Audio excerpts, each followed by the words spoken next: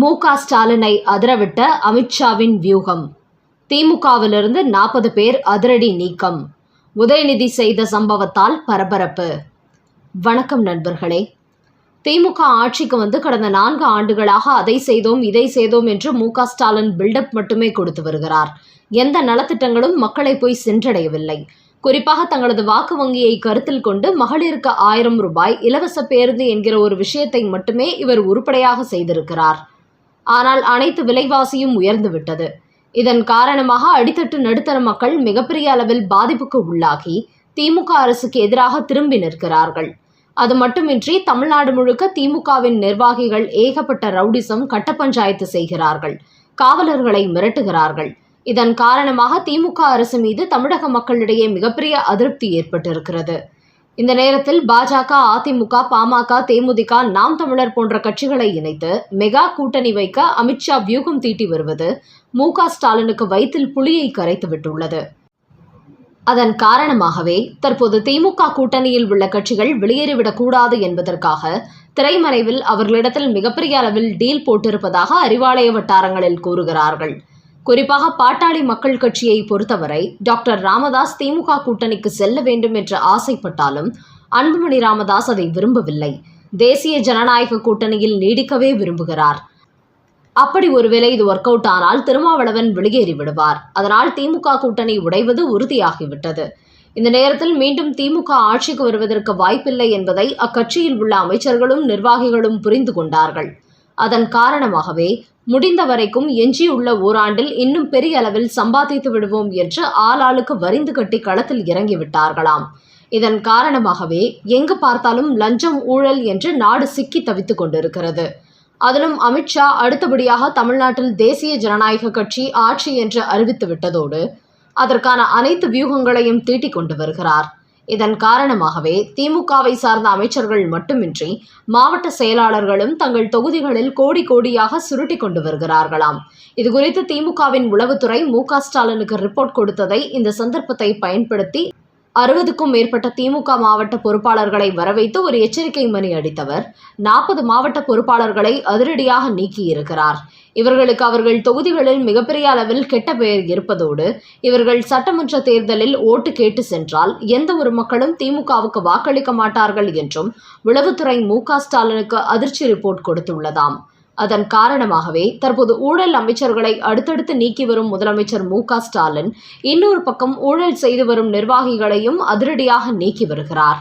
அவர்களை நீக்கிவிட்டு உதயநிதி ஸ்டாலின் கொடுக்கும் பட்டியலில் உள்ள புதிய நபர்களை மாவட்ட செயலாளராக நியமித்து வருகிறார்.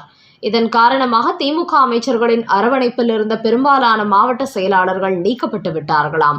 இப்போது நியமிக்கப்பட்டிருக்கும் 40 பேரும் உதயநிதியின் ஆதரவாளர்களாம். அவர்கள் கொடுத்த பட்டியல்படியே இந்த அதிரடி மாற்றம் நிகழ்ந்துள்ளதாம். இப்படி தங்களது ஆதரவாளர்களை உதயநிதி காலி பண்ணிவிட்டதால் திமுகவின் பெரும்பாலான சீனியர் புள்ளிகள் கடும் கலவரத்தில் இருக்கிறார்களாம். குறிப்பாக உதயநிதி ஸ்டாலின் தான் திட்டமிட்டு தங்களது அபிமானிகளை மாவட்ட பொறுப்பிலிருந்து நீக்கிவிட்டு அவரது ஆதரவாளர்களை நியமித்து வருவதாக பலரும் குற்றம் சாட்டி வருகிறார்கள். இந்த செயல்பாட்டால் தற்போது திமுகவில் கடும் கொந்தளிப்பு ஏற்பட்டுள்ளது. அதோடு உதயநிதி திமுகவில் இருக்கும் இதுபோன்ற பழைய பெருச்சாளிகளை ஓரங்கட்டிவிட்டு தான் சொல்லும் புதிய நபர்களை நியமித்தால் 2026 சட்டமன்ற தேர்தலிலும் திமுக கண்டிப்பாக வெற்றி பெற்று விடலாம். நமக்கு எதிராக அதிமுக, பாஜக வலுவான கூட்டணி அமைத்தாலும் நான் வெற்றி பெற்று காட்டுகிறேன் என்று ஸ்டாலினிடத்தில் சவாலாக கூறியுள்ளாராம்.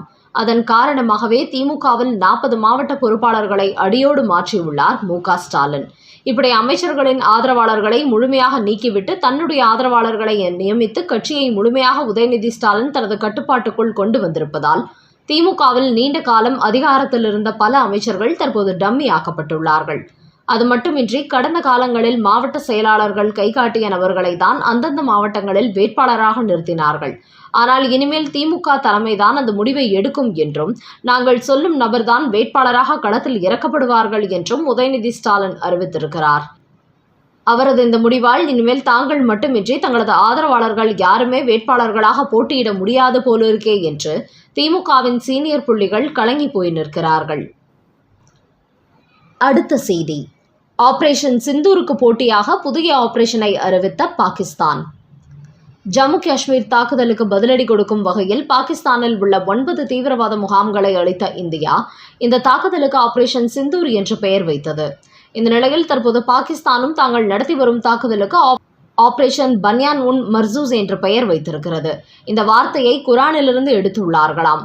இதன் தமிழாக்கம் என்னவென்றால் ஈயத்தால் ஆன ஒரு அமைப்பு என்கிறார்கள். அந்த வகையில் அல்லாஹ் பார்வையில் நேர்மையான தாக்குதலை நடத்துகிறார்களாம். இப்படி நேர்மையான தாக்குதல் நடத்தப் போவதாக சொல்லிவிட்டு ராணுவ இலக்குகளை குறிவைக்காமல் பொதுமக்கள் வாழும் பகுதிகளை நோக்கி பாகிஸ்தான் நேற்று கூட ட்ரோன் தாக்குதல் நடத்தியுள்ளது. அந்த ட்ரோன்களை இந்திய ராணுவம் அழித்ததோடு பாகிஸ்தானின் முக்கிய நகரங்களான பஞ்சாபில் உள்ள லாகூர் மற்றும் இஸ்லாமாபாத் போன்ற பகுதிகளை நோக்கி ஏவுகணை தாக்குதல் நடத்தியுள்ளது. இந்தியாவின் இந்த ஏவுகணை தாக்குதல் பாகிஸ்தான் மிகப்பெரிய அளவில் சேதப்படுத்தியிருக்கிறது. இந்தியாவை பொறுத்தவரை பாகிஸ்தானின் 3 முக்கிய ராணுவ விமான தளங்களை தான் குறிவைத்து வருகிறது. இந்த தாக்குதல் நடத்துவதற்கு ஏவுகணைகள், ட்ரோன்கள் பயன்படுத்தப்பட்டது. இப்படி ஒரு பக்கம் பாகிஸ்தானின் ஏவுகணை அழித்துக் கொண்டு இன்னொரு பக்கம் பாகிஸ்தானின் முக்கியத்துவம் வாய்ந்த பகுதிகளை குறிவைத்து ஏவுகணை தாக்குதலையும் இந்தியா தற்போது தீவிரமாக நடத்தி வருகிறது. குறிப்பாக ஜம்மு காஷ்மீர் முக்கிய பகுதிகளில் குறிவைத்து பாகிஸ்தான் ஏவுகணை வீச்சு நடத்தி வருவதால் தற்போது இந்தியா ஷியாம் என்று சொல்லப்படும் ஒரு அதிரடியான ஏவுகணையை கையில் எடுத்திருக்கிறது. இந்த ஏவுகணையை தரையிலிருந்து வானை நோக்கி செலுத்தி இலக்குகளை துல்லியமாக குறிவைத்து தாக்குவார்கள். இந்த ஏவுகணையால் எதிரி நாட்டில் போர் விமானங்கள் மற்றும் ட்ரோன்களை அழிக்க முடியும். பாகிஸ்தானை பொறுத்தவரை பொதுமக்களை குறிவைத்து தாக்குதல் நடத்துவதால் அதை முறியடிக்க முடியும் என்பதற்காக தற்போது ஜம்மு காஷ்மீரிலிருந்து இந்திய படை அதனை அழிப்பதற்காக ஷியாம் என்ற ஏவுகணை தாக்குதலை தொடங்கி இருக்கிறார்கள். இந்த ஏவுகணையானது பாகிஸ்தானுக்கு மிகப்பெரிய அழிவை ஏற்படுத்தும் என்றும் இந்தியா சார்பில் தெரிவிக்கிறார்கள். இந்த நிலையில் நேற்று இந்தியா நடத்திய தாக்குதலில் பாகிஸ்தானின் 3 முக்கிய விமான தளங்களை இந்திய ஏவுகணைகள் அடித்து நொறுக்கியுள்ளன. அதாவது நூர்கான் விமான தளம், ராபி, மோரிட் போன்ற 3 பாகிஸ்தானின் விமான தளங்களை இந்திய விமானம் அடியோடு வீழ்த்தி தரைமட்டமாக்கி இருக்கிறது. இந்த 3மே பாகிஸ்தானின் முக்கியத்துவம் வாய்ந்த விமான தளங்களாகும். அவசர காலங்களில் பிரதமர் போன்றவர்கள் இந்த விமான நிலையங்களிலிருந்து தான் தப்பி செல்வார்களாம். ஆனால் தற்போது அதற்கு வாய்ப்பில்லாமல் ஏற்படுத்திவிட்டது இந்தியா.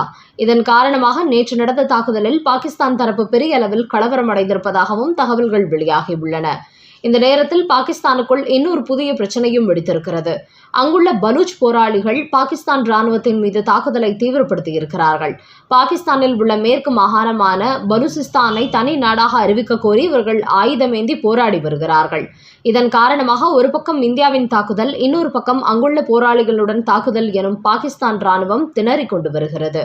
அது மட்டுமின்றி பலூசிஸ்தான் மக்கள் பாகிஸ்தான் கொடியை இறக்கிவிட்டு தங்களது சொந்த கொடியை ஏற்றிவிட்டார்கள். இந்த பரபரப்பு காரணமாக பல உலக நாடுகளும் தங்களது தூதர்களை பாகிஸ்தானிலிருந்து தற்போது திரும்ப பெற்று வருகிறார்கள்.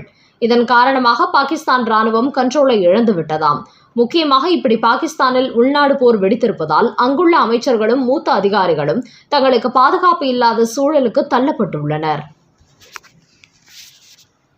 இன்று பாகிஸ்தானுடன் தீவிர போரை அறிவிக்கும் இந்தியா.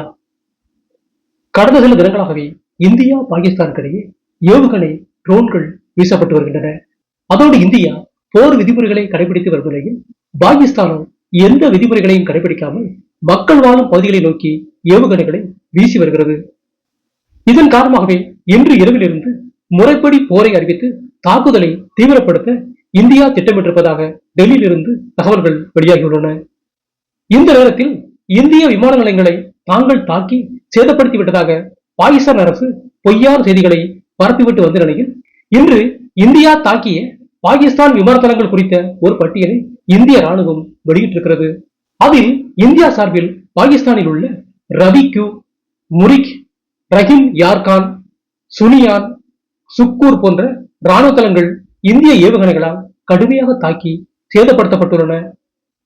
இதற்கு முக்கிய காரணம் ட்ரோன் மற்றும் விமானப்படை விமானங்களை முடக்குவதே இந்தியாவின் முதல் நோக்கமாக உள்ளதாம்.